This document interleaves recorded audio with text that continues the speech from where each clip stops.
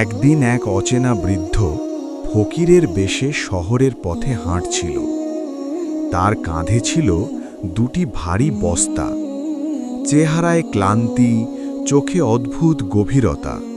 হঠাৎ সে এক যুবককে থামিয়ে বলল, বাবা, এই বস্তাটা একটু বহন করো, আমি তোমাকে 10টি স্বর্ণ মুদ্রা দেব। যুবক কিছু না বলে বস্তা তুলে নিল, কিন্তু তার মনে প্রশ্ন নয়, মনে জন্ম নিল লোভ। কিছুদূর গিয়ে বৃদ্ধ আবার ধীরে বলল, আরেকটা বস্তা নাও, এর ভেতরে আছে হীরে, তোমাকে 10টি হীরে দেব। এই কথা শুনে যুবকের চোখ বদলে গেল। সে হঠাৎ বৃদ্ধকে ধাক্কা দিয়ে ফেলে 2টি বস্তা নিয়েই অন্ধকার গলিতে পালালো। নির্জন জায়গায় গিয়ে সে বস্তা খুলল।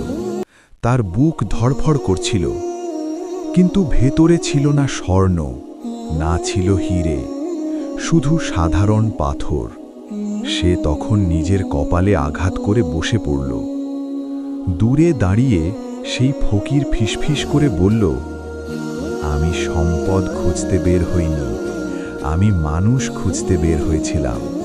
আর কেউ জানল না সেদিন এক রাজ্যের ভবিষ্যৎ একজন যুবকের লোভে হারিয়ে গেল।